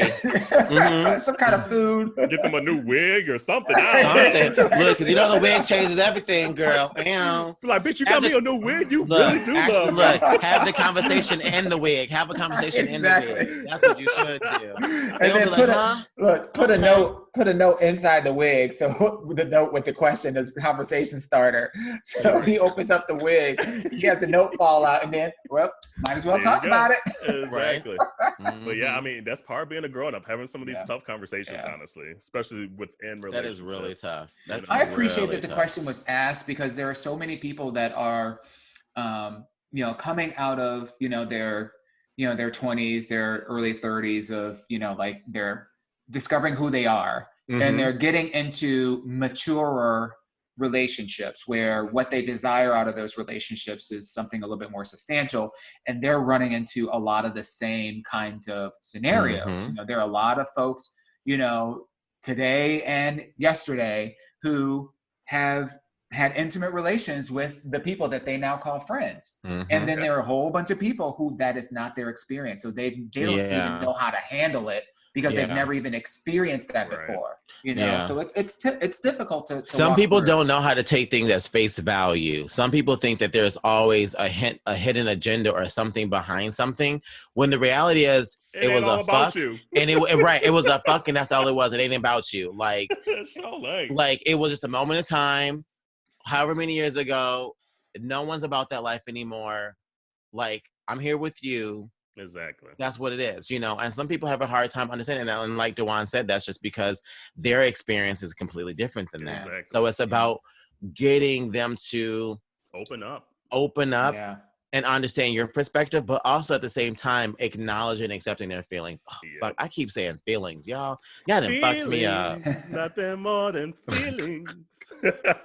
Okay, 2 quick things before we get into and continue to bring your auntie's questions too. Yes, guys, love them. Continue to do that. Yeah, we got a little stack of some juicy ones that we need to be getting into over the next couple of weeks. So continue to send the juicy ones. We really like those. Yeah. So can we just talk about some shady moments real quick in politics before we get into some insecure and some other stuff? Go for it, girl. Yes. We're like an hour into this whole thing, and we have barely touched our episode topics. First off, Nancy Pelosi with the read of the decade. Here's the thing. Like, I thoroughly enjoyed that read. However, the other side. What was the read? Because I ain't gonna lie. She don't be on Twitter. She don't be following. It was everywhere. So like, oh boy, I don't even call him by his name. Oh boy, in the White House had he's on the press every day. Had a press moment where he was talking about how he's taking hydrochloroxide. Coloxide. Oh, the unapproved drug or whatever. Exactly, and he's been taking it for 2 weeks, and we've seen people die from the drug and things like that, and it hasn't even been proven that it actually helps COVID. So she was on hydroxychloroquine. Yes, Queen. Queen, because I've seen people with the Queen crown on Trump's head right now. Here's the actual quote. And she was with Anderson Cooper. So that's why a whole other element of shade. And he asked her the question. Because it does take a gay to squeeze that shade out of the bitch, don't it? Exactly. Anderson and Andy Cohen are kings and queens of getting that little shady moment when they need to. Nancy says, as far as the president is concerned, he is our president, and I would rather he not be taking something that is not approved by scientists, especially in his age group and in his, shall we say, weight group, morbidly obese, they say. So I think it's not a good idea. She read him for filth, and then Anderson. It took all of Anderson's life for him to knock the queen out in that moment. All in his eyes. Oh my God! Read him for filth. Bitch, not his weight class. Yes. Morbidly obese. And here's the thing, it's like I lived for that moment. But then I'm like, damn it, she's stooping to his level, and he's just gonna continue to keep this going. But that's been her MO. That's been her absolutely. It is, yeah. He's rubbed her the wrong way this entire time. She cannot help it. Up, okay. But then I was just like, damn it. And then now it just gives another like fat shaming moment for the country to do whatever the fuck they want to, So that's the other part. That's the other part of my brain. Remember he was healthy because remember when he got that doctor to do his health report and said he was only like 240. He was healthy. Mm-hmm. Right, a lie. So at 289 pounds. So that the petty side of me was living. The rational side of me was like, damn it, I just know what this does in the political space, that we can like. They'll keep on going tit for tat in a year where we need to focus on the goal. We can't have him because Trump don't give a fuck about what he says, so he can make shit up to come back to her. I literally love how this was like old school shade. This wasn't it wasn't like she was like overly dramatic with like her eyeball movements and her body movements or whatever. She stuck that shit in there. Legit, like she was like reading the text out of the Bible. She was like, and it's actual and factual, but right? Still, right, baby, right. And literally, she prefaced it like almost like she was caring about him. Because I don't want him to get hurt on scientific data, especially in his age group and his weight class, morbidly obese. What did Mother LaBeija say? Because when you know you're ugly, I shouldn't have to tell you you're ugly. Bitch. And that's the second read against Trump this week because Obama got him a good read during the graduation. Yeah. What did he say? He didn't even say Trump's name, nothing. Nope. Like he gave his little graduation speech because for the class of 2020, a lot of the celebrities and things like that were doing different things. And his speech, I can't even remember his speech, but the preface was something like, you should care about your fellow citizens and care about what you represent and what you, this and that. I'm like, supposedly people that I forget how he framed it, but like he was talking directly to Trump without talking directly to Trump. It was so eloquent, so elegant. I was like, that is how you read a bitch, like just classy as hell. I didn't listen to it, but I've seen so many posts about like people being like, I miss this being the person that addresses the nation. Like I miss someone who just had a way to just bring calmness to people in these times. He said,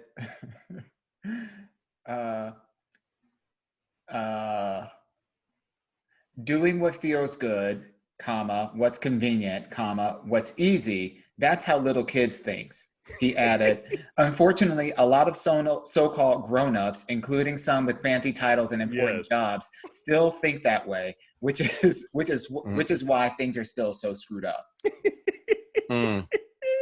He snuck that in there. So I was like, damn, they had just given us a lesson in 2020 on how to read bitches. I love it. And then now, old boy again withholding the painting from the White House. Like it's just like, dude. Like I can't.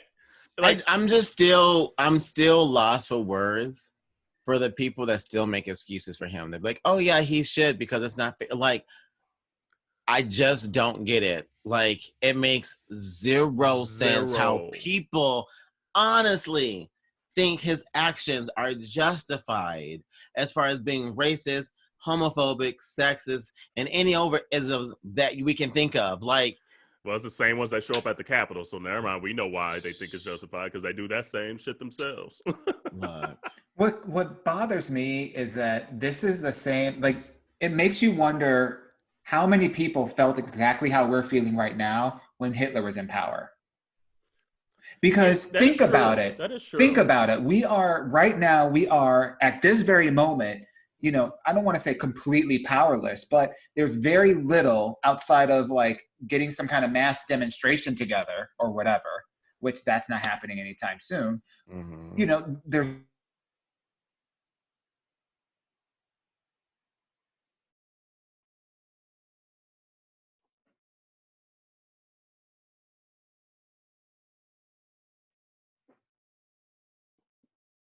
I don't know what just happened. Oh. There we go. I had to start the recording back on here. I don't know what happened. I think my internet went down for a second and kicked me out. And Oh shit, well, girl. kept my recording going at least on the podcast side. So I'll match up that. But That's okay. We we'll kept, splice we in the kept it video. going. We kept it going. We So, showed Okay, it, so I absolutely. got a question. Where do we go from here? Do we go to Issa and Insecure? Yeah, we might as well. Do we talk about Drag Race? I prefer Issa. Let's do Insecure, and then Mhm. maybe we save Drag. I said Race. Issa. Right, Issa That's all show. that matter.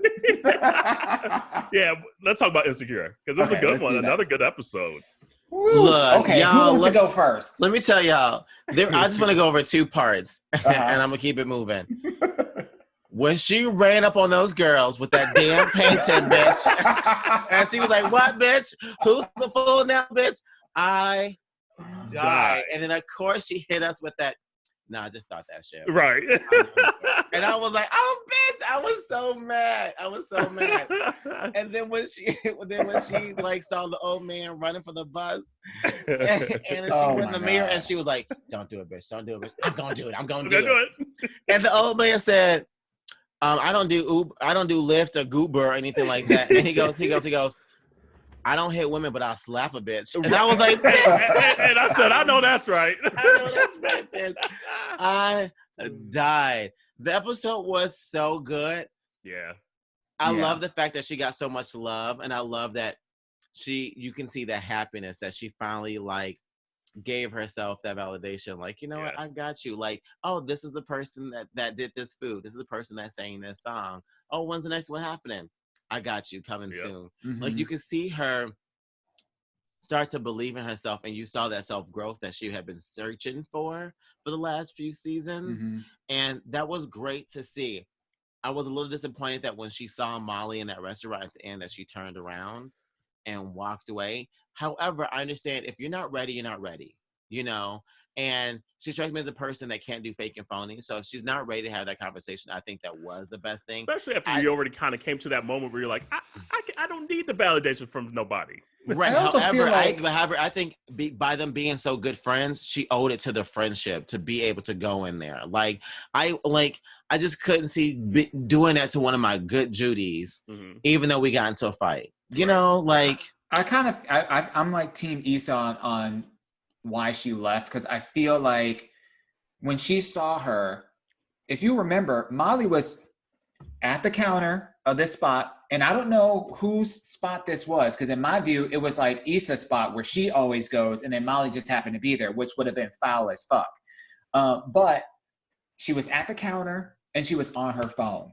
Mm-hmm. So my mind immediately went to, this bitch ain't her life is going on without me just fine. Yeah. She ain't even thinking about me. Why am I going to humble myself and, try to make something up when we are both in the wrong?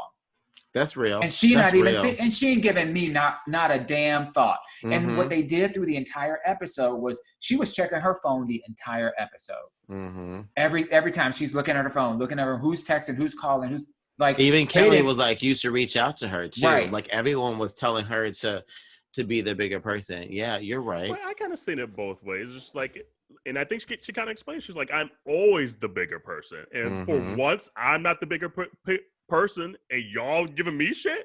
Let me just have one moment where I'm not the bigger person. Yeah. Like, one moment out of the 20 billion. And now y'all got some shit to say?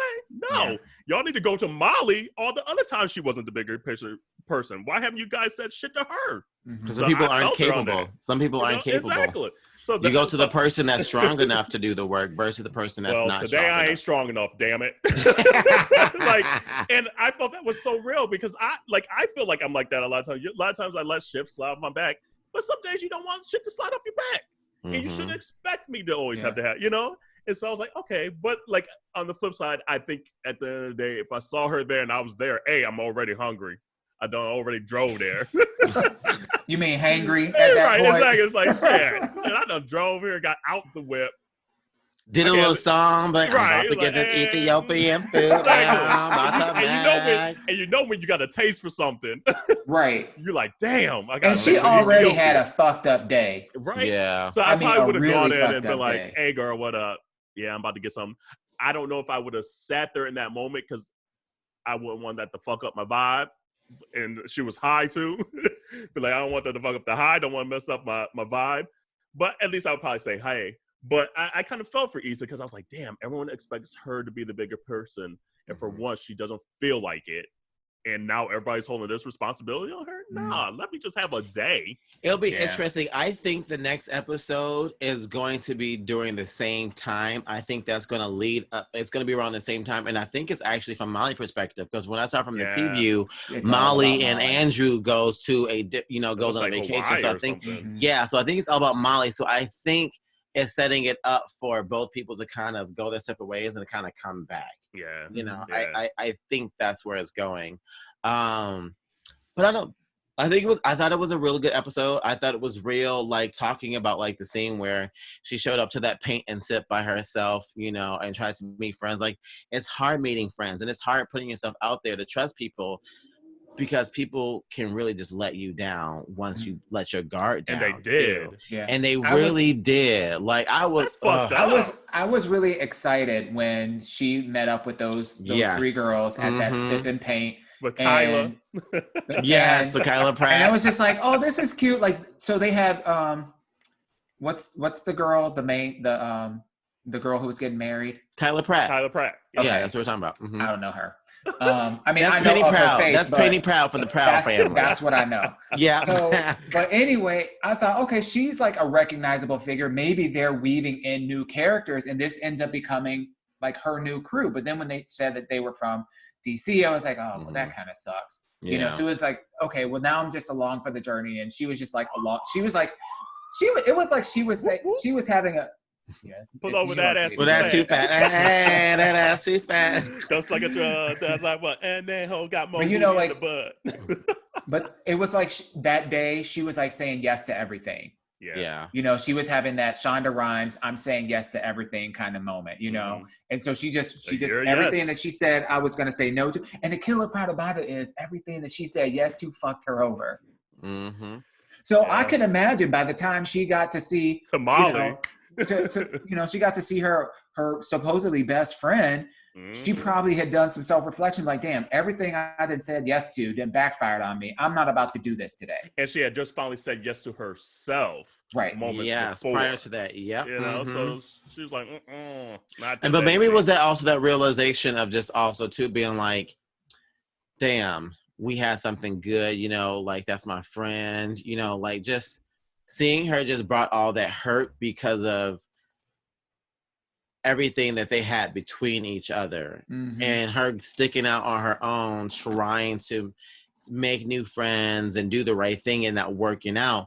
It could have just pushed her to realize the good they have in their friendship as well. And I think early in the episode too, when she asked Nathan if I was like a mooch, I think that kind of gave her some new perspective too, because he didn't take it that way. Right. Yeah. And so it was just interesting that Molly's kind of given that narrative, and it's kind of gone into her head, Issa's head. But when she finally like asked somebody else, it's like, hey, I didn't want to mooch off you. I didn't want to see like I was needed. And he's like, no, like I wanted to help you. It was what it was, like. And I got a question for y'all. It made her realize, do you guys think that Andrew should have also said something to Molly though?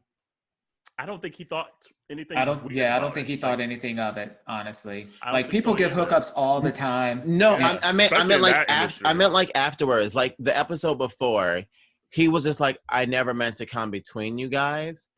But I also think he could have gone a step further and just been along the lines of like, hey, like this was a business thing that had nothing to do with you. Like this was just between her and I.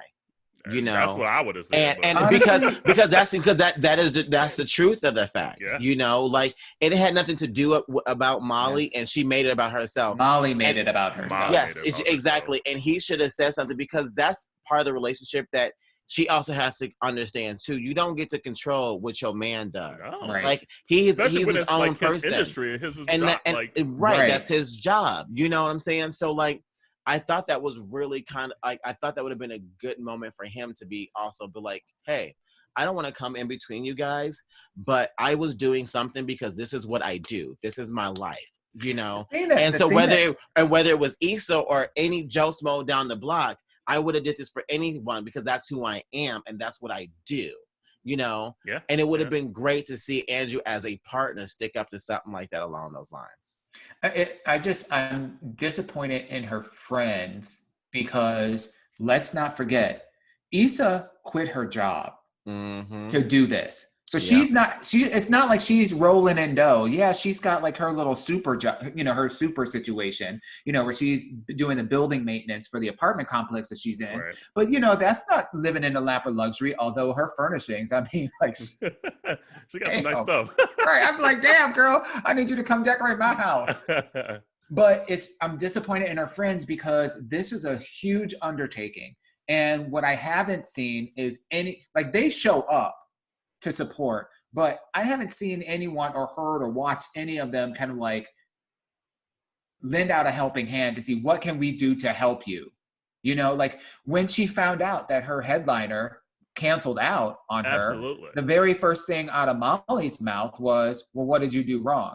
You know? Right. Mm-hmm. And so like, and I feel like that's, if she said that in front of all of her friends, I think that they all would have said that. So like, there is like this undercurrent of like, damn girl, you had to do this all by yourself.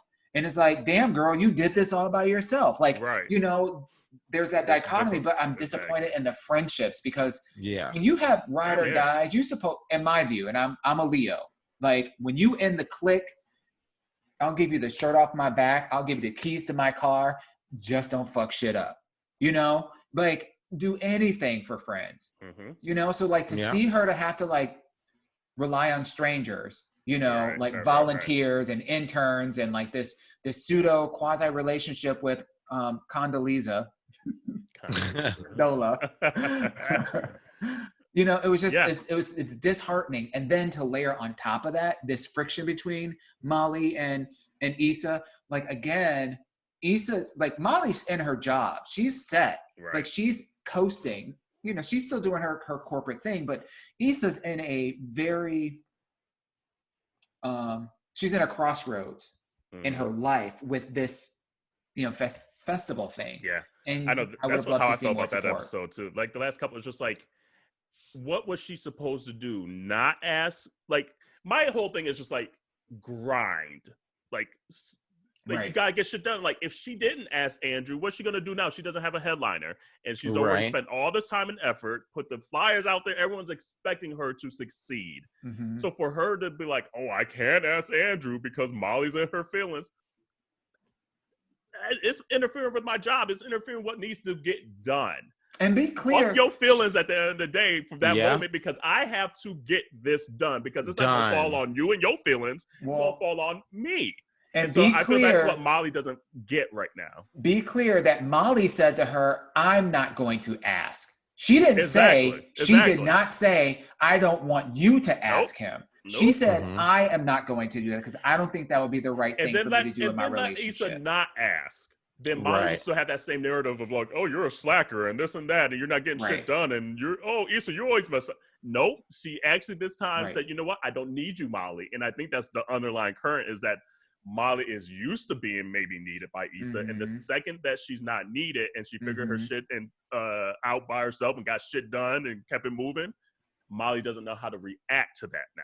You know? That's real. Like, that's real. It's just like, hey, you don't got time to like be doing bullshit because shit gotta get done. Yeah, it really does. Like it's like, okay, I'm sorry about your feelings. I'll get to that. But at the end of the day, I gotta figure if Vince Staples is coming. I gotta make sure he get here. Because the literally at the end of the day, the pressure is not on you, Molly.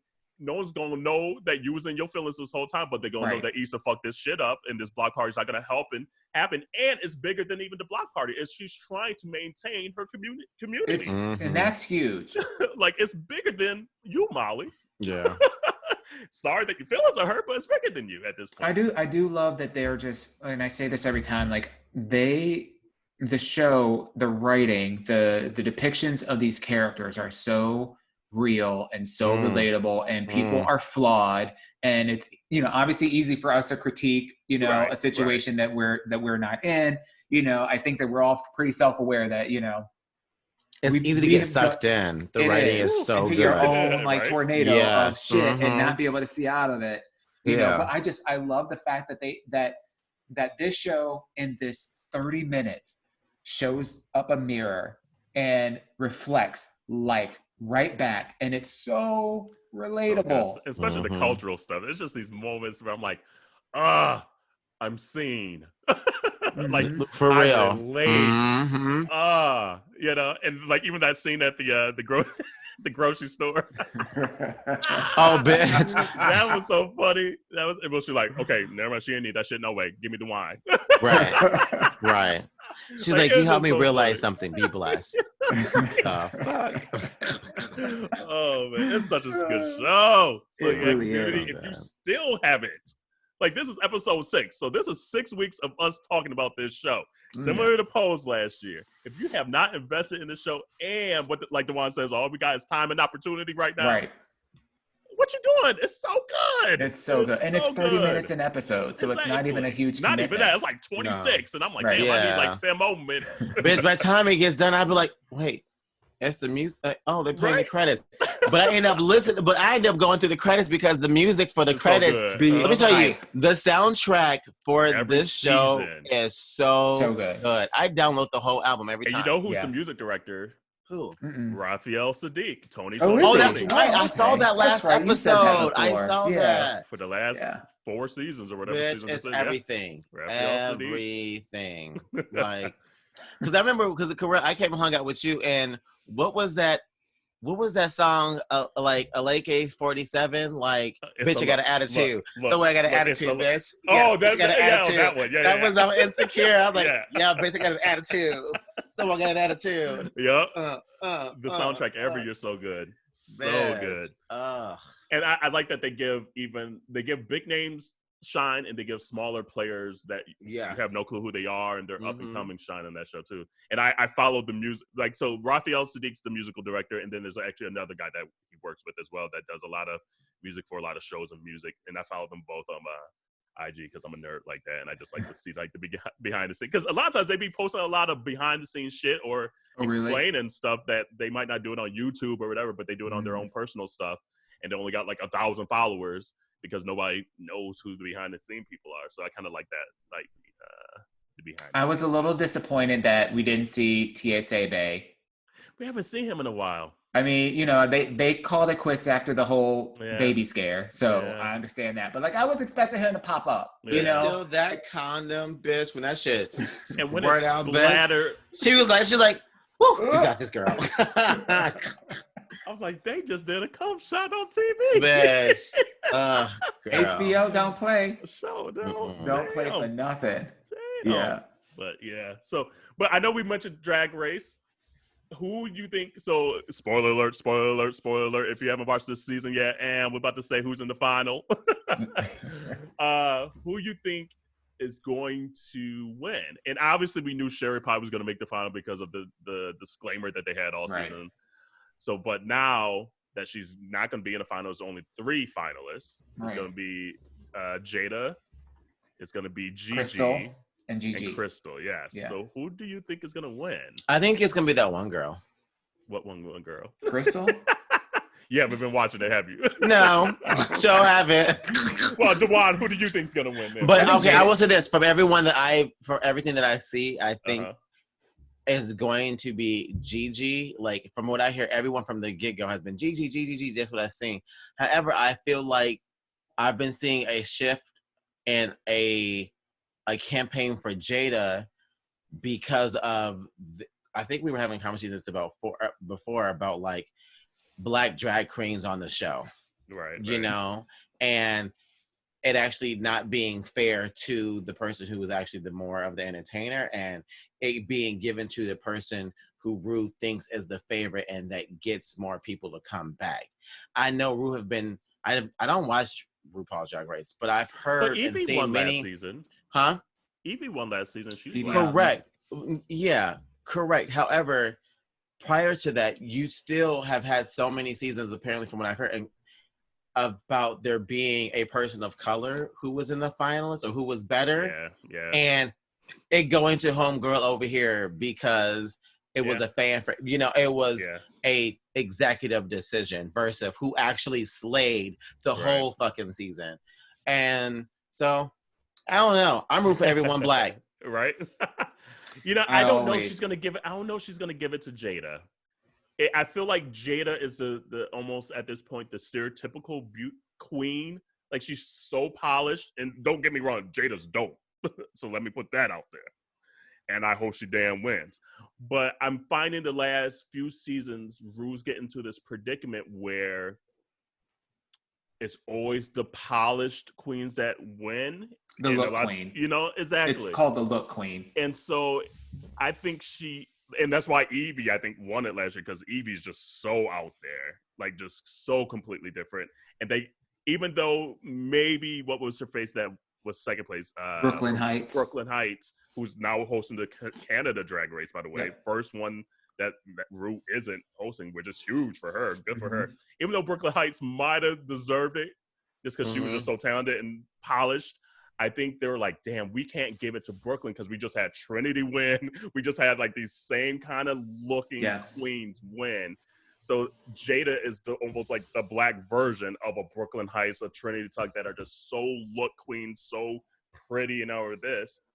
And the only one that stands out is Crystal at this moment. And Crystal's kind of been on this trajectory up throughout the whole season and really finding who she is on the show, which they love, and being slightly different than just your typical look queen. So that's why I'm kind of leaning towards Crystal right now. But who are you leaning towards, Dawon, that you think will win? That I think will win? Yeah. I'm still rooting for everybody black, so I'm rooting for Jada. I want her to win it. I think she deserves. I think she does, and I think she deserves to win. Yeah. I don't think it's going to be Crystal because she just hasn't performed that well, and throughout her track record of the competition, it would be, in my opinion, I think the franchise would get a lot of backlash if she won, because she won one challenge through the entire season. She's been in the bottom, I think, twice. No, once. I think only once or twice. I can't remember. So she she hasn't. And it was the last week because she's been kind of under the radar this entire time, but not really standing out. And she's been kind of coming into herself more. So I feel like she just has more growing to do to warrant the crown. I think Jada has been consistently excelling. Yeah. And, I view her, she's not really a look queen. She's a pageant queen. But everything is to perfection, and not perfection in an authentic way. It's perfection in like flaws and all. She comes there with that, she's got a little bit of hood in her, right. she'll gather a bitch. She reminds me of Jerrell sometimes, honestly. Jada. Like she has these moments where I'm like, I feel like that's the kind of queen that Jerrell would be. You'll know she'll put a hairbrush down and fight. Yeah, right, exactly. But like, she cares about the way her makeup is looking. Like her makeup is flawless. Like her dresses are flawless. But then like she have these random little hood moments. Right. And every time, especially when she wears that little kitty cat hair. Is Jada from Milwaukee? Yeah. She's from Milwaukee, right? She's from St. Louis. I don't know where she's from. Why does St. Louis pop up? I don't get into their backstory. I think so. Something like that. But I mean, between her and Gigi won the most. So, I mean, I don't know why I'm not bringing up Gigi. And Gigi's also, like stereotypical, almost like supermodel, like drag queen. I think the thing with Gigi, so there's two things with Gigi, actually. One, she came out mid-season announcing or sharing that she identifies as non-binary. And RuPaul specifically and the show has been receiving criticism from the LGBTQ community about their lack of representation of trans and non-binary identifying people that are contestants on the show, and how they portray drag as like a gay man's sport. Yeah. So I do feel like there's a little bit of that can go in Gigi's favor. That's true. And then the second thing is that within the last set of 3 to 4 episodes, Gigi has really underperformed and underwhelmed. Yeah. So, like she doesn't have that, like the charisma that gets people like really excited. Yes, she looks beautiful, but it's almost kind of like, that's it. Yeah. So I mean, honestly, if either one of those wins, I'll be satisfied. I feel like this is the first season in a very long time because I was like literally this close. It was almost we talked about that. I was this close to like saying, nope, know. I'm not going to do it. But this one pulled me back in. It was a good season. It was a really good season. And even Rue said that when they got to their top 5, that was the most talented top 5 that she thinks she's ever had. And I agree with her. I think I agree. I don't think that Heidi should have went home that night though. No, Heidi should not have gone home. Let's talk about that. I think she's going to win Miss Congeniality. She will, and I knew she wasn't going to win the whole thing. Right. But I wanted her to get to top 4. Yes. Because if nothing else, where she lacks is the polish. And but she that's not never had the funds. That's why she doesn't have the polish. Right. Like Heidi is broke. She's from the country. Right. She's let you know that. She's like, I don't have money to do all this. She's from Chicken Cowlin, Tennessee, or wherever the hell. Isn't she from like Missouri or something like that? No, she's from like South Carolina, North Carolina, and like the country. Yeah. And she's like, she said it. She's like, I don't have money to do all these gowns that everyone, but I'm going to work with what I have and still work the shit out. I feel like she and Crystal, if Crystal doesn't win, I feel like she and Crystal are going to come back to an All-Stars, and it's going to come down to those two. Like Heidi might come back in our All-Stars where she get a little more coin in her pocket, a little more polish. All Heidi has to do, in my opinion, is she needs to be able to afford some new dresses, which she will get. She won't even have to afford them because she'll have people that will want to make them for her because of her notoriety now that she's on the show. So that's not even a thing. If she can just draw her fucking eyebrows on correctly, I swear to Jesus Christ. She needs to learn how to paint a little better. I'm like, it's just like, and it's not mostly the rest of it. It's her, like, her eyebrows are always muddy. They're always, it's almost like, when you had like cellophane back in the day and like back in the day, like, you know how it degrades like what's underneath it? Yeah. Like it's a film. Yeah. It almost looks like she has a film over her eyebrows and it's just not defined. I just think she doesn't have, once again, money. And that's the sad thing about drag right now. I don't know how everyone's getting this money to get these elaborate costumes now, because you look at almost like the first 8 seasons of Drag Race. Yeah. But like the last couple years, it just got so popular that the queens that are coming on the show just have these elaborate costumes and money. So I think with Heidi, once she gets better makeup, like to be able to afford better makeup, to draw better stuff, and the hues be brighter and everything, she's going to come back to the All-Stars and rock this shit, honestly. Yeah, she's from North Carolina. Ramsey, North Carolina. Because she always said, where there's more chickens and cows than people. And I was right. Jada is from Milwaukee, Wisconsin. Oh, she's from Milwaukee? Okay. Yeah, she's from Wisconsin. Mm-hmm. Who was from St. Someone was from St. That's probably why she remind me of y'all. But yeah, so we'll see. So they're going to have to do a Zoom finale. So that's going to be interesting how they do that. Well, what'll be interesting is, so what usually happens is they actually record the season like a year prior. So this whole thing was recorded last year. Yep. And then, like, what's wild is once you get selected to go on that show, they take your cell phone, they fly you out there. You're allowed to have a certain amount of bags, but they take your cell phone. You can only go out with yourself. They sequester you in a hotel room, and basically your only interaction is with the PAs and then with the other queens on camera, and that's it. So like these queens have to wait a whole year before they see any fruits of any of the labor that they put into it. Like anything on YouTube, IG, and everything. RuPaul gets a percentage of that for the next year after they leave the show. Yes. It's crazy. Brew that's the gig right there. Good job, Brew. when you sit at the head of the table, you get to make the rules. That part. And she's putting on a lot of queens and making a lot of queens more wealthy than they ever have, so that it provides more opportunities. So I'm not mad at it. Not mad at all. Mm-hmm. So community, we'll put that up before the finale. We'll put up who you guys think is going to win. And we'll see. We'll talk about it again. And we got a couple of surprises in the next couple of weeks to further this dialogue a little bit. Yes, we do. But hang in there. Continue to wash your hands, your legs, and your ass.